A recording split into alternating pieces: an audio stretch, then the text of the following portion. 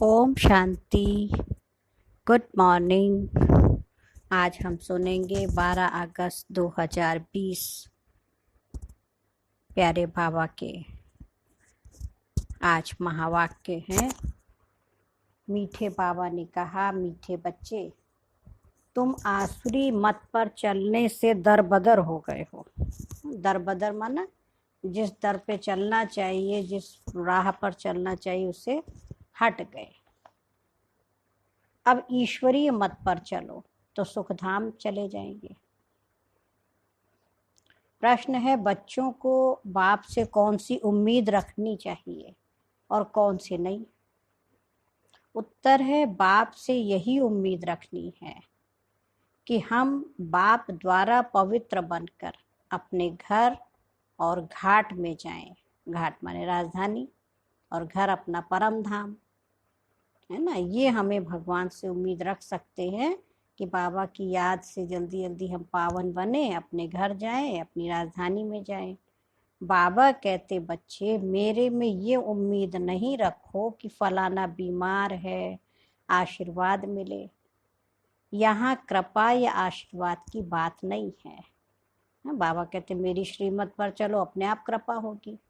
कृपा माने करो और पाओ ना। भगवान की श्रीमत पर चले। बाबा ने श्रीमत कौन सी दी? अपने को आत्मा समझो, शिव बाबा को याद करो, जो भी कर्म करो आत्मिक स्मृति में करो, है ना, शिव बाबा की याद में करो, तो ऑटोमेटिक हम स्वस्थ रहेंगे। स्वस्थ माने स्व स्थिति में स्थित होना। तो हमारी स्व स्थिति क्या है? मैं शांत स्वरूप हूँ, शांति के सागर का बच्चा हूँ, प्रेम स्वरूप हूँ, प्यार के सागर का बच्चा हूँ। तो ये हमारी स्व स्थिति, उसमें स्थित रहना। तो बाबा कह रहे, यहाँ कृपा या आशीर्वाद की बात ही नहीं है। मैं तो आया हूँ तुम बच्चों को पतित से पावन बनाने। अब मैं तुमको ऐसे कर्म सिखलाता हूँ जो विकर्म ना बने ना। हमसे कोई ऐसे गलत काम ना हो जो विकर्म बन जाए, पाप बन जाए। आज का गीत है, आज नहीं तो कल बिखरेंगे यह बादल। आज दुख की दुनिया है, कोई बीमारी है, कष्ट है। बाबा कह रहे, चिंता नहीं करो, ये भी दिन बीत जाएंगे। बादल जो हैं वो भी फिर से बिखरेंगे, फिर से सुख शांति आएगी। ओम शांति। रूहानी बच्चों ने गीत सुना। बच्चे जानते हैं अब घर चलना है, बाप आए हैं लेने के लिए। यह याद भी तब रहेगी जब आत्म अभिमानी होंगे। बाबा क्या कह रहे हैं? ये भी याद कब रहेगी? जब आत्मिक स्थिति में स्थित होंगे। देह अभिमान में होंगे तो याद भी नहीं रहेगी। बच्चे जानते हैं बाबा मुसाफिर होकर आया है, तुम भी मुसाफिर होकर आए थे ना। तो हम सब इस दुनिया में क्या है? मुसाफिर हैं। और ये दुनिया मुसाफिर खाना है, गेस्ट हाउस है। तो ये हम सोचेंगे तो कभी किसी से मोह नहीं होगा, हल्के रहेंगे। अब अपने घर को भूल गए हो। फिर बाप ने आकर घर याद दिलाया और रोज रोज समझाते हैं, जब तक सतो प्रधान नहीं बने हो चल नहीं सकेंगे। बाबा क्या कह रहे हैं? जब तक सतो प्रधान नहीं बने हैं वापस चल नहीं सकेंगे। बच्चे समझते हैं, हाँ बाबा कहते तो ठीक है। बाप भी बच्चों को जो श्रीमत देते हैं तो सपूत बच्चे उस पर चल पड़ते हैं। इस समय और तो कोई ऐसा बाप नहीं जो अच्छी मत देवे, इसलिए दर बदर हो पड़े हैं। क्योंकि उन लौकिक माँ बाप को भी नहीं मालूम कौन सी राह पर चले। वो भी उल्टा सीधा खाने पीने, है ना, 5 विकारों से ग्रसित। तो सही राह तो किसी को नहीं पता। अब सच्ची राह दिखाने वाला एक शिव बाबा, तो उस पर हम चलते हैं तो सही रास्ते पर चल पड़ते। तो बाबा कह रहे, श्रीमत देने वाला केवल एक बाप है, उस मत पर भी कई बच्चे नहीं चलते हैं। वंडर है। लौकिक बाप की मत पर चल पड़ते हैं, वो है आसुरी मत, है ना। जो शरीर के माँ बाप हैं जो राय देंगे उस पर बच्चे फिर भी चल लेते, भगवान की राय पर नहीं चलते। तो बाबा कहते, वंडर लगता है, बाबा तो सुख दे रहा है, और वो लौकिक माँ बाप, हाँ, उनको खुद ही नहीं पता बेचारे कैसे सुख से रहे, क्या करे। हाँ, तो 5 विकारों के वशीभूत, कहीं लोभवश, कहीं मोहवश, हाँ, जो गलत करके भी धन भी कमा रहे, सब कुछ कर रहे, और उनकी मत पर बच्चे चल पड़ते और भगवान की मत पर नहीं चलते। अब ईश्वरीय मत पर चलने से तुम सुखधाम में चले जाएंगे, वो है बेहद का वर्षा। रोज समझाते हैं बाबा, रोज रोज क्या समझाते हैं बच्चों को, कितना हर्षित रहना चाहिए। सबको यहाँ बिठा तो नहीं सकते, घर में रहकर भी याद करना है। हम मधुबन में माउंट आबू सबको बिठा दे तो कैसे होगा, इतने बच्चे बाबा के सबको बिठा नहीं सकते ना। तो बाबा कह रहे घर में रहकर भी याद करना है ना, अभी पार्ट पूरा होने का है, अब वापस घर चलना है। मनुष्य कितना भूले हुए हैं, कहा जाता है ना, ये तो अपना घर घाट ही भूल गए। तो अब बाबा कहते घर को भी याद करो, अपनी राजधानी भी याद करो, अभी पार्ट पूरा होने का है, अब वापस घर चलना है। क्या तुम भूल गए हो? तुम बच्चे कह सकते हो बाबा ड्रामानुसार हमारा पार्ट ही ऐसा है जो हम घर बार को भूल एकदम भटक रहे हैं। भारतवासी ही अपने श्रेष्ठ धर्म श्रेष्ठ कर्म को भूल कर दैवी धर्म भ्रष्ट दैवी कर्म भ्रष्ट हो पड़े हैं। अभी बाप ने सावधानी दी है, तुम्हारा धर्म कर्म तो ये था, कौन सा था? वहाँ तुम जो कर्म करते थे वो अकर्म होते थे। अकर्म ना जिसका ना पाप बने ना पुण्य बने। तो जो हमने श्रेष्ठ कर्म अभी किया उसका अकाउंट सतयुग में खाते। रावण राज्य में जो भी कर्म करते विकर्म होते। अभी बाप आया हुआ है धर्म श्रेष्ठ कर्म श्रेष्ठ बनाने, तो अब श्रीमत पर कर्म श्रेष्ठ करना चाहिए। कोई भ्रष्ट कर्म करके किसको दुख नहीं देना चाहिए। ईश्वरी बच्चों का ये काम नहीं है, है ना। बाबा क्या कह रहे, कोई भी धर्म भ्रष्ट काम करके किसी को भी दुख नहीं देना चाहिए। जो डायरेक्शन मिलते उस पर चलना है, दैवी गुण धारण करने हैं, भोजन भी शुद्ध लेना है ना। बाबा कहते योगी का भोजन, बाबा के बच्चों का भोजन बहुत शुद्ध चाहिए। अगर लाचारी में चलो नहीं मिलता है तो राय पूछो, बाबा समझते हैं नौकरी आदि में कहाँ थोड़ा खाना भी पड़ता है। जबकि योग बल से तुम राजाई स्थापन करते हो, पतित दुनिया को पावन बनाते हो, तो भोजन को शुद्ध बनाना क्या बड़ी बात है। अब नौकरी तो करनी ही है। हाँ भाई, बाल बच्चे हैं जो रचना रची है उनकी संभाल के लिए नौकरी भी करनी पड़ेगी। तो बाबा कहते ठीक है, योग लगा के भी शुद्ध करो भोजन को, फिर खाओ।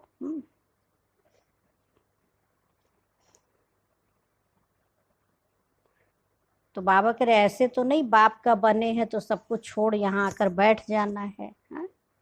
कितने ढेर बच्चे हैं, इतने सब तो रह भी नहीं सकते, रहना सबको गृहस्थ व्यवहार में है।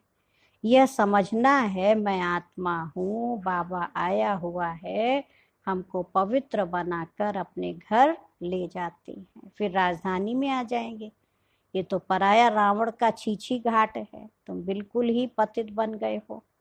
ड्रामा प्लान अनुसार बाबा कहते अभी मैं तुमको सुजाग करने आया हूँ, तो श्रीमत पर चलो, जितना चलेंगे उतना श्रेष्ठ बनेंगे।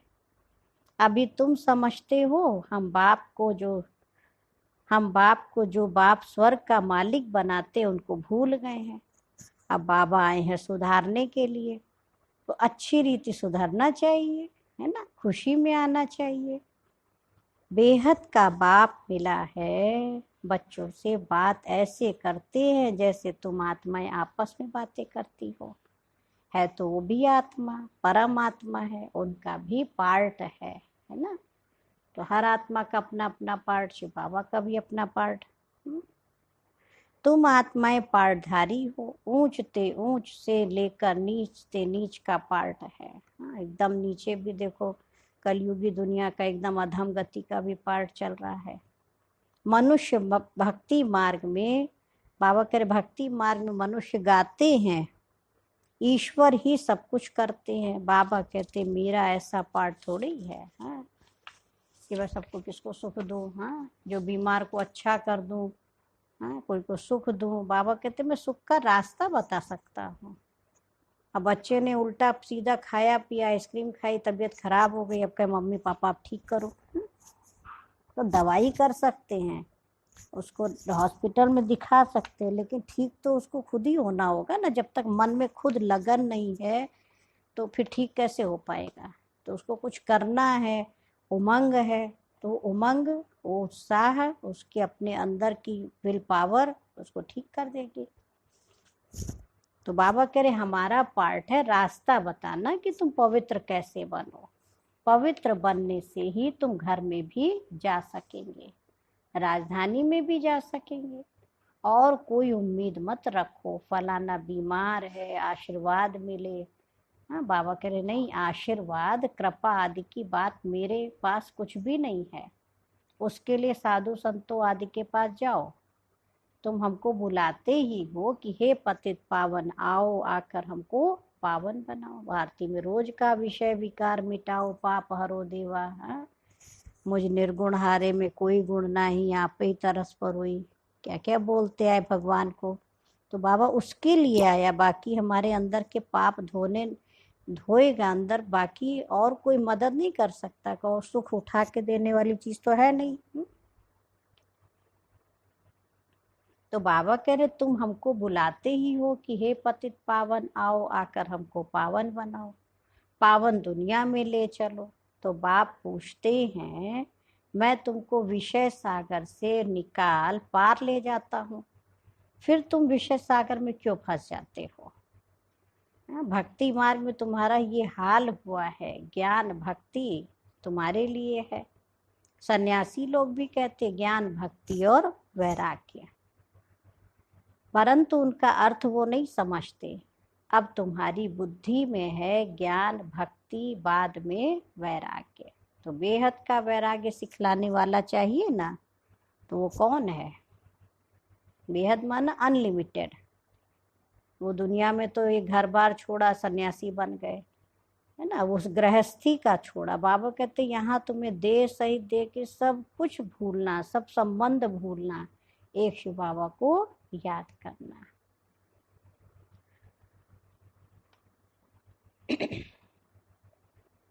तो सन्यासी लोग भी कहते ज्ञान भक्ति और वैराग्य, परंतु उनका अर्थ वो नहीं समझते।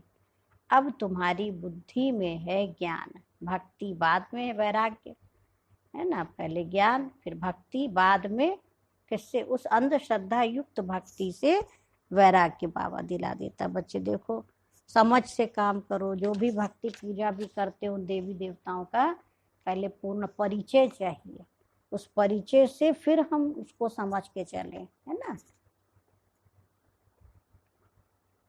तो बेहद का वैराग्य सिखलाने वाला चाहिए। बाप ने समझाया था यह कब्रिस्तान है, इनके बाद परिस्तान बनना है, वहाँ हर कर्म अकर्म होता है।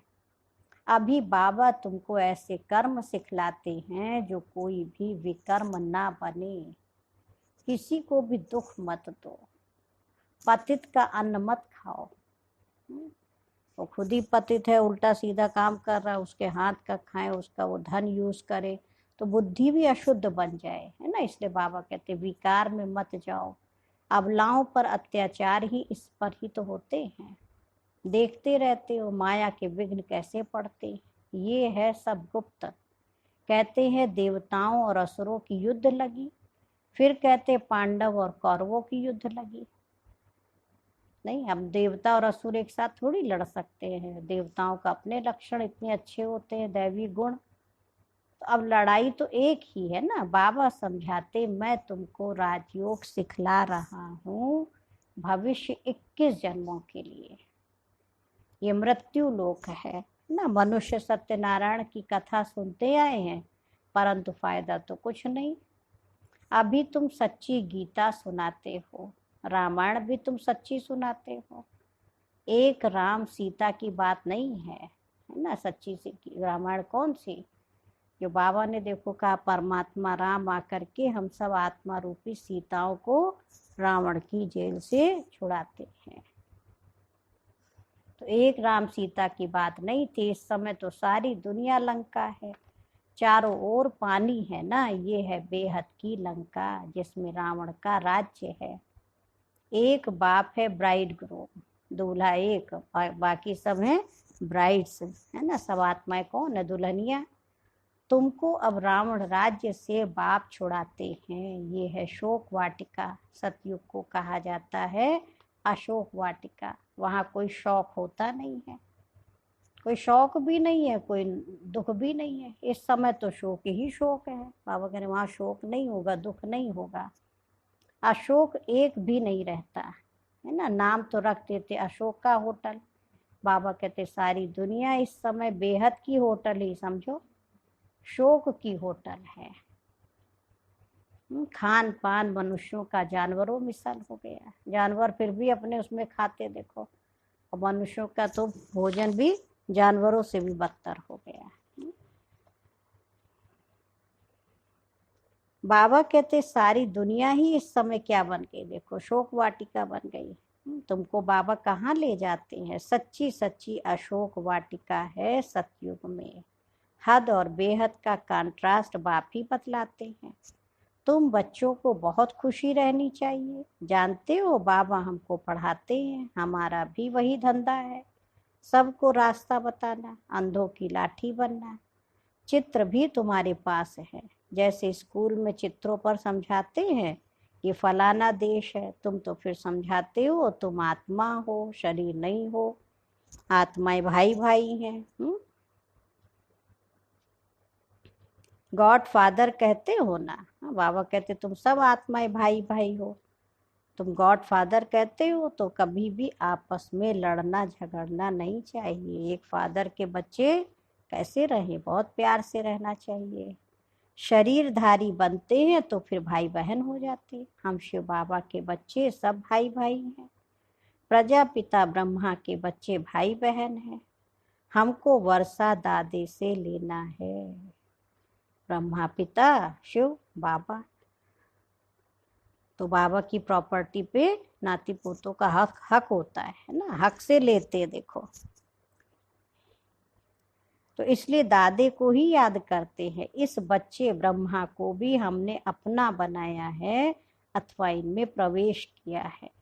इन सब बातों को तुम बच्चे अभी समझते हो। बाबा कहते बच्चे अब नया दैवी प्रवृत्ति मार्ग स्थापन हो रहा है। तुम सभी बीके शिव बाबा की मत पर चलते हो, ब्रह्मा भी उनकी मत पर चलते हैं। बाबा कहते अपने को आत्मा समझ बाप को याद करो और सर्व संबंधों को हल्का करते जाओ। 8 घंटा याद रखनी है, बाकी 16 घंटे में आराम व धंधा आदि जो करना है सो करो। 8 घंटा याद करो। मैं बाप का बच्चा हूँ ये कभी नहीं भूलो। मैं भगवान का बच्चा हूँ, बाबा करे कभी भूलना नहीं। ऐसे भी नहीं यहाँ आकर हॉस्टल में रहना है, नहीं, गृहस्थ व्यवहार में बाल बच्चों के साथ रहना है। मधुबन गए, माउंट आबू मिले बाबा से, पढ़ाई पढ़ी, क्लास किया, फिर घर जाओ, है ना। बाबा पास आते ही हैं रिफ्रेश होने, मथुरा वृंदावन में जाते हैं मधुबन का दीदार करने, छोटा मॉडल रूप में बना रखा है। अब तो यह बेहद की बात समझने की है। शिव बाबा ब्रह्मा द्वारा नई सृष्टि रच रहे हैं। हम प्रजापिता ब्रह्मा की संतान बीके हैं, विकार की तो बात हो न सके। शिव बाबा कह रहे सन्यासियों के शिष्य देखो बनते हैं, अगर वह सन्यासी कपड़ा पहन लेवे तो नाम बदली हो जाता है। वो गेरुआ वस्त्र पहन लेते देखो, उनके नाम चेंज हो जाते हैं। उसी श्रद्धा से लोग फिर देखते हैं।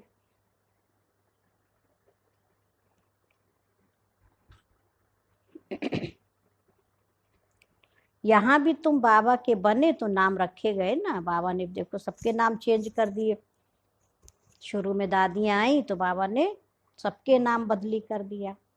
अब तुम्हारी बुद्धि में सारी सृष्टि चक्र देखो फिरता रहता है। बाप भी स्वदर्शन चक्रधारी है, सृष्टि के आदि मध्य अंत को जानता है। बाबा को तो शरीर भी नहीं है, तुमको तो स्थूल शरीर है, वह है ही परम आत्मा।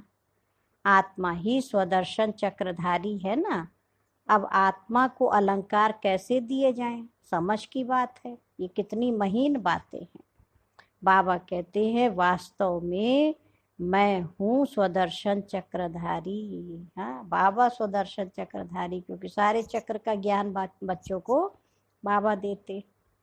तुम जानते हो आत्मा में सारे सृष्टि चक्र का ज्ञान आ जाता है। बाबा भी परम धाम में रहने वाला है, हम भी वहाँ के रहने वाले। बाप आकर अपना परिचय देते हैं, बच्चे मैं भी स्वदर्शन चक्रधारी हूँ। मैं पतित पावन आया हूँ तुम्हारे पास। मुझे बुलाया ही है कि आकर पतित से पावन बनाओ, लिबरेट करो। उनको शरीर तो है नहीं, वो अजन्मा है। भल जन्म लेते भी हैं परंतु दिव्य। शिव जयंती अथवा शिवरात्रि मनाते हैं। बाबा कहते हैं मैं आता ही हूँ तब जब रात पूरी होती है, तो फिर दिन बनाने आता हूँ। दिन में 21 जन्म, फिर रात में 63 जन्म। द्वापर कलयुग में कितने जन्म हुए? 42 जन्म कलयुग के और 21 जन्म द्वापर युग के, तो कितने हो गए? 63 जन्म, है ना। और 8 जन्म सतयुग के, 12 जन्म त्रेता के, 1 जन्म संगम युग का, तो 21 जन्म सुख हुआ। तो अब दिन से रात आई है, फिर दिन में जाना है। स्वदर्शन चक्रधारी भी तुमको बनाया है, इस समय मेरा पार्ट है, तुमको भी स्वदर्शन चक्रधारी बनाता हूँ। तुम फिर औरों को बनाओ। 84 जन्म कैसे लिए? बाबा देखो राज बता रहे हैं कैसे 84 जन्म लिए। वह 84 जन्मों का चक्र तो समझा लिया है, आगे तुमको ये ज्ञान था क्या? बिल्कुल नहीं, अज्ञानी थे। बाबा मूल बात समझाते हैं कि बाबा है स्वदर्शन चक्रधारी। उनको ज्ञान का सागर कहा जाता है। वो सत्य है, चैतन्य है। तुम बच्चों को वर्षा दे रहे हैं। बाबा बच्चों को समझाते हैं, बच्चे आपस में लड़ो झगड़ो मत, लून पानी मत बनो। सदैव हर्षित रहना है और सबको बाप का परिचय देना है। बाप को ही सब भूले हुए हैं। अब बाप कहते बच्चे माम एकम याद करो। निराकार भगवान वाच निराकारी आत्माओं प्रति। असुल तुम निराकार हो, फिर साकारी बनते हो, है ना। सब आत्माएं कैसी हैं? ज्योति स्वरूप है। ये साकार शरीर तो यहाँ मिला ना। साकार बिगर तो आत्मा कुछ कर ही नहीं सकती। जब तक साकारी शरीर ना मिले तो कैसे पार्ट बजाए। आत्मा शरीर से निकल जाती तो चुरपुर कुछ भी हो ना सके। आत्मा फौरन जाकर दूसरे शरीर में अपना पार्ट बजाती है। इन बातों को अच्छी रीति समझो, अंदर घोटते रहो। हम आत्मा बाबा से वर्षा लेते हैं, वर्षा मिलता है सतयुग का। जरूर बाप ने ही भारत को स्वर्ग का वर्षा दिया होगा, है ना। वर्षा माने प्रॉपर्टी। कब दिया था वर्षा, क्या हुआ, ये मनुष्यों को कुछ भी पता नहीं। अभी बाप सब बताते हैं। तुम बच्चों को ही स्वदर्शन चक्रधारी बनाया है। फिर तुमने 84 जन्म भोगे, अब फिर मैं आया हूँ। कितना सहज समझाते रहते हैं। बाप को याद करो और मीठे बनो। देखो एम ऑब्जेक्ट सामने खड़ी है। बाप वकीलों का वकील है, सब झगड़ों से छुड़ा देते हैं। तुम बच्चों को आंतरिक खुशी बहुत होनी चाहिए। हम बाबा के बच्चे बने हैं, बाप ने हमको अडॉप्ट किया है वर्षा देने। यहाँ तुम आते ही हो बाप से वर्षा माने प्रॉपर्टी लेने। तो बाबा कहते बाल बच्चे आदि देखते हुए बुद्धि बाप और राजधानी की तरफ रहे। देखो पढ़ाई कितनी सहज है। बाप जो तुमको विश्व का मालिक बनाते हैं उनको तुम भूल जाते हो। पहले अपने को आत्मा जरूर समझो। यह ज्ञान बाप संगम पर ही देते हैं, है ना, क्योंकि संगम पर ही तुमको पतित से पावन होना है। अच्छा, हाँ देखो बाबा ने कितने टाइटल बच्चों को दिए। हाँ, मीठे मीठे रूहानी ब्रह्मा मुख वंशावली ब्राह्मण कुलभूषण। हाँ, ब्रह्मा मुख कमल से पैदा हुए ब्राह्मण कुलभूषण, माना इस ब्राह्मण कुल के आभूषण बच्चे क्या होते, घर का श्रृंगार होते हैं। यह देवताओं से भी ऊंच कुल है। तुम भारत की बहुत ऊंच सेवा करते हो, अभी फिर तुम पूज्य बन जाएंगे। अब पुजारी को पूज्य कौड़ी से हीरे जैसा बना रहे हैं। ऐसे रूहानी बच्चों प्रति माता पिता बाप दादा का याद प्यार और गुड मॉर्निंग। रूहानी बाप की रूहानी बच्चों को नमस्ते। हम रूहानी बच्चों की रूहानी माता पिता बाप दादा को याद प्यार नमस्ते और गुड मॉर्निंग। शुक्रिया बाबा, शुक्रिया, बेहद दिल से मीठे बाबा का शुक्रिया। आज धारणा के लिए मुख्य सार है, फर्स्ट पॉइंट है श्रीमत पर हर कर्म श्रेष्ठ करना है, किसी को भी दुख नहीं देना है, दैवी गुण धारण करने हैं, पावनी का बाप के डायरेक्शन पर ही चलना है। सेकंड पॉइंट है सदैव हर्षित रहने के लिए स्वदर्शन चक्रधारी बनना है, कभी लून पानी नहीं होना है। लून पानी माना, लून माने नमक, तो खारा स्वभाव नहीं बनाना, मीठा रहना है ना। सबको बाप का परिचय देना है, बहुत बहुत मीठा बनना है। और आज मीठे बाबा का वरदान है सदा सुख के सागर में लवलीन रहने वाले अंतर्मुखी भव। कहा जाता है अंतर्मुखी सदा सुखी। जो बच्चे सदा अंतर्मुखी भव का वरदान प्राप्त कर लेते हैं, वह बाप समान सदा सुख के सागर में लवलीन रहते हैं। सुखदाता के बच्चे स्वयं भी सुखदाता बन जाते, सर्व आत्माओं को सुख का ही खजाना बांटते हैं। तो अब अंतर्मुखी बन ऐसी संपन्न मूर्ति बन जाओ जो आपके पास कोई भी किसी भी भावना से आए, अपनी भावना संपन्न करके जाए।